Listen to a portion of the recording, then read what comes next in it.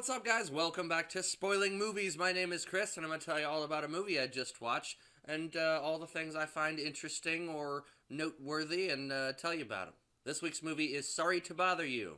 So it starts with a dude interviewing for a job as a telemarketer, and he's got a plaque that has his picture and employee of the month on it, and he also tells the guy interviewing him, like, I've got a trophy for some other shit, like I won this award at the last place, so he's a giant trophy on the desk, and the boss guy that's interviewing, he's like, he just immediately calls bullshit. He's like, all of that would have been fine, except your reference, your job reference thing was just your friend that also applied here, and it says his name when you call the reference number. And he's like, so all your shit is bullshit, and I used to work for that company and you weren't there. And he's like, yeah, I just made all that shit. And he's like, it doesn't matter, this is a telemarketing company, it doesn't matter what the fuck you did.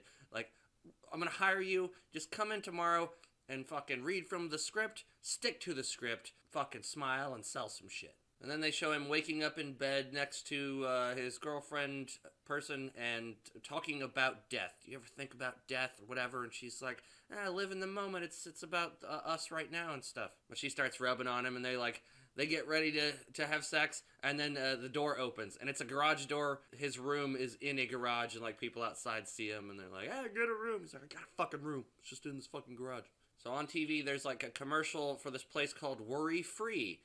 A company, a worry-free, where they'll just let you live in a place, and they'll give you meals, and all you have to do is work. But they'll pay for your whole life. That's all you have to do if you go to worry-free living. So he walks outside getting ready to go to the job, and Terry Crews pops out a window, and he's like, hey man, when are you going to pay rent? He's like, man, I just got the new job. I'll get it when I get it. And he's like, I'm about to lose the house, man. You better get the fucking thing. He gets to the job, and he sees there's some people that could go up on a big fancy golden escalator or elevator thing. So when he puts on his little headphone, he starts dialing people's numbers and talking to them.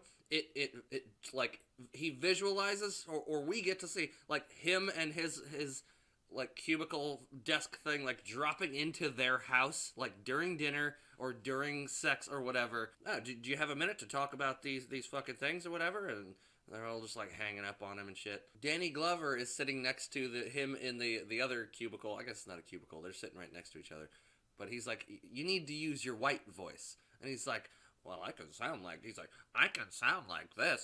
But he's like, no, it's not like that. It's you need to sound like you don't give a shit. And so Danny Glover does his version of a white voice, and it's just completely dubbed over crazy voice. And welcome back to the fucking thing. I think I fucking you'd be fucking well here. Some dude that he meets in the office tells him we're trying to find a way to get more money for all of us. So would you like to be a part of our group?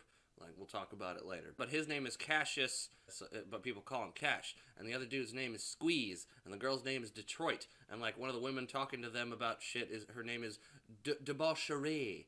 But it's spelled debauchery. There's a bunch of protests going on from people that are against the worry-free place where people can live. But main dude Cash has a great white guy voice.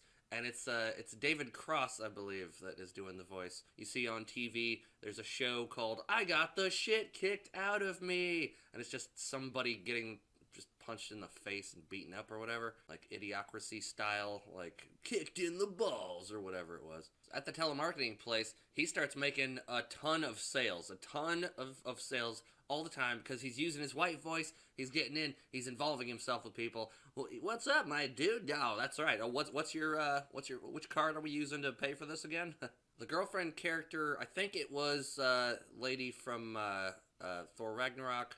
She's always wearing weird earrings that she's made herself that always have some weird statement on them. At first it's one of her earrings says murder, murder, murder, and the other one says kill, kill, kill.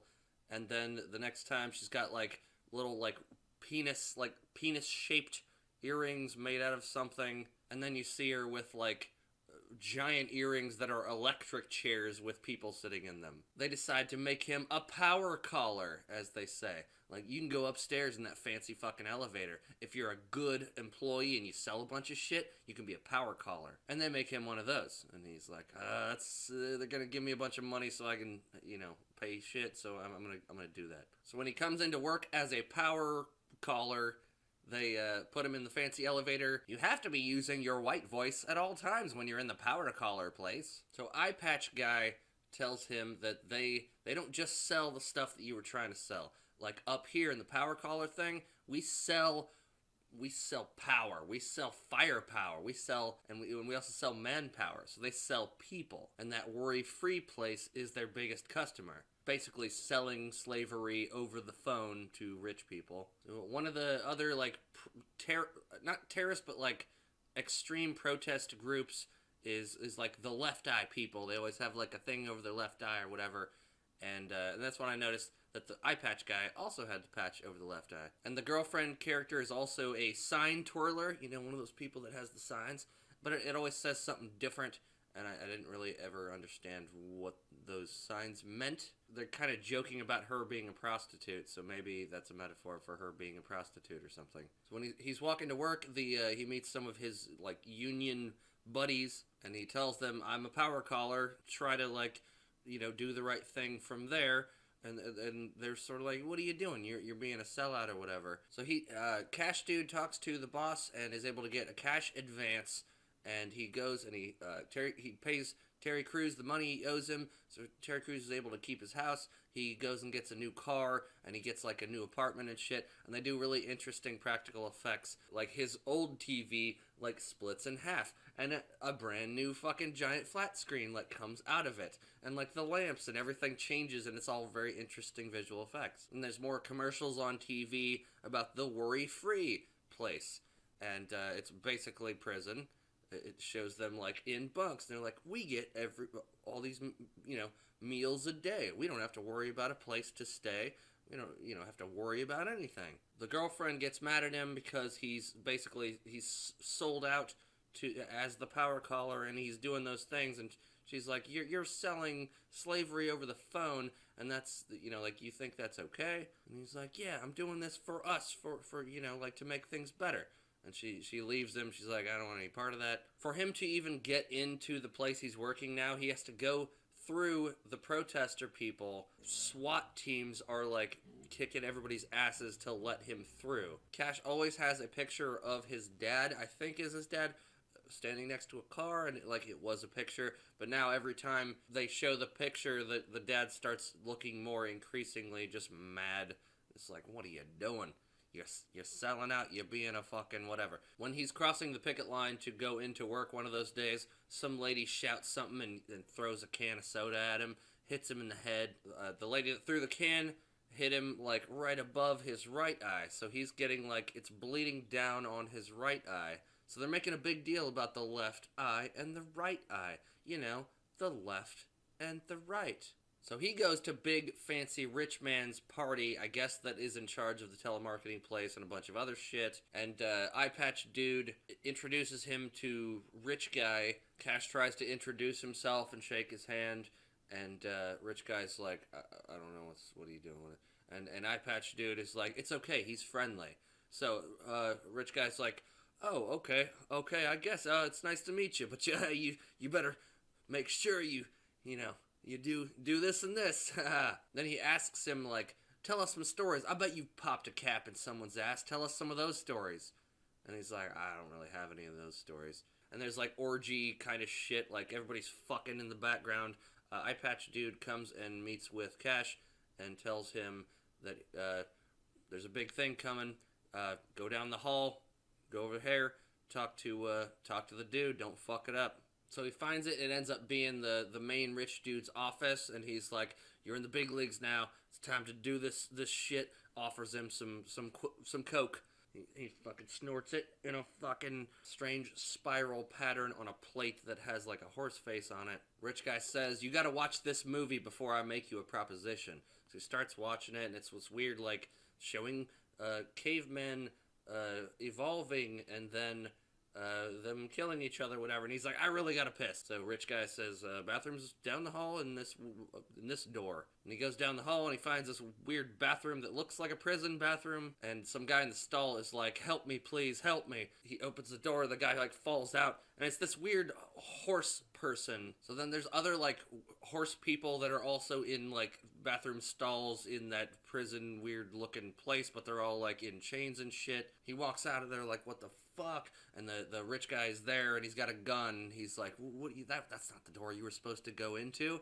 The door's over there. And he's got the gun and everything. Just come back to the office and we'll, watch the rest of the video I was trying to show you, and then we'll fucking figure things out. So he's forced to watch the video, basically, and it's this weird stop-motion, like, claymation animation showing, the cavemen people, but they've figured out a way to, like, genetically modify people by making them snort certain things, because these horse people are better at, like, doing labor for them, and they can use those horse people in that worry-free place, and they can make money off them. So Cash starts freaking out, like, what was that shit you had me snort when I first fucking walked in here? Was that same fucking shit that's gonna turn me into one of those things? He's like, no.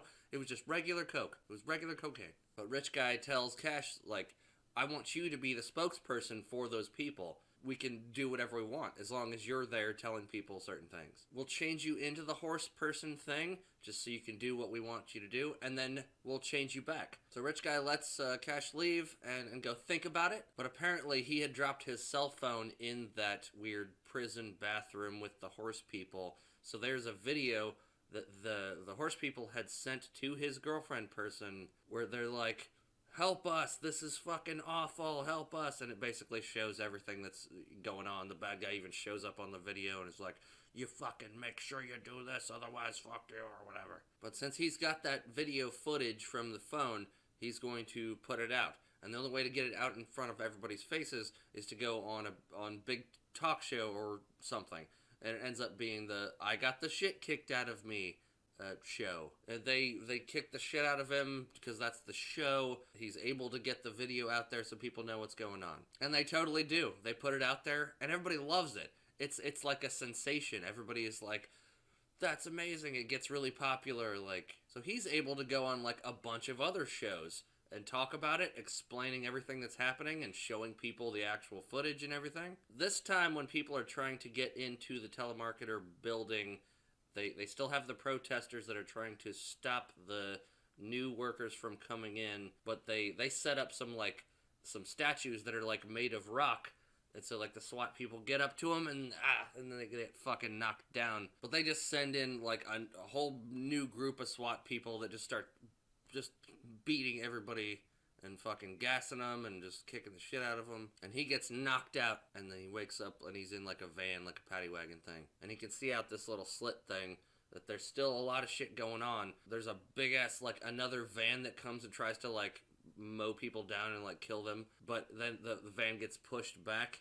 And you see that there's one of those horse people is there. And then the horse people end up busting him out of that, out of the van thing. So now that he's out, he goes and, he buys his friend a car, one of the union friends that he had. And that union thing had won their fight against the company or something. Cash is back in his old neighborhood at the old house that would have been taken. He says he's going to go back to the telemarketing company now that they've changed their policies and stuff. Girlfriend is there. He opens up the garage again, but now it has like a lot of the fancy furniture and shit that he had when he had a bunch of money. And they show the little dad picture thing, and the dad is happy once again. The dad is doing like a jump, click the heel kind of thing or something.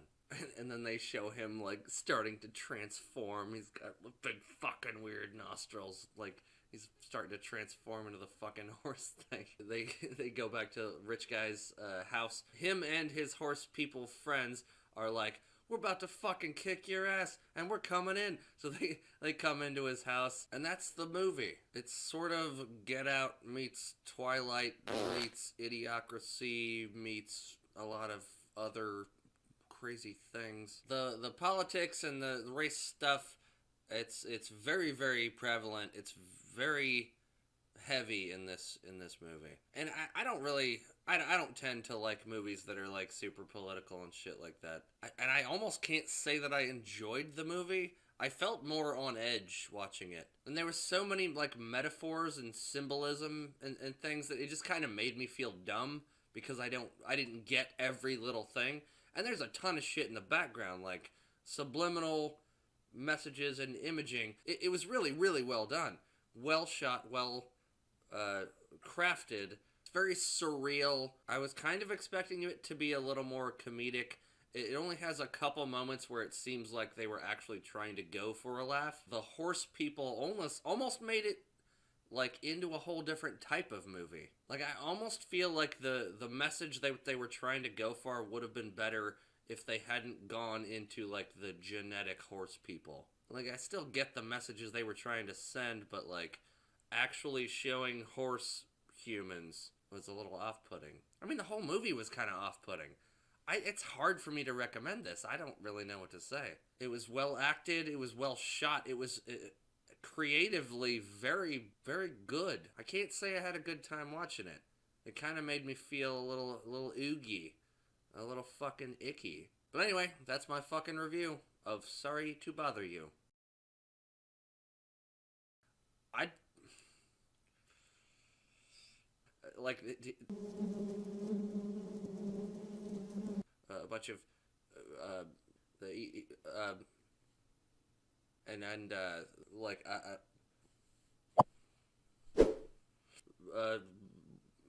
because the whatever.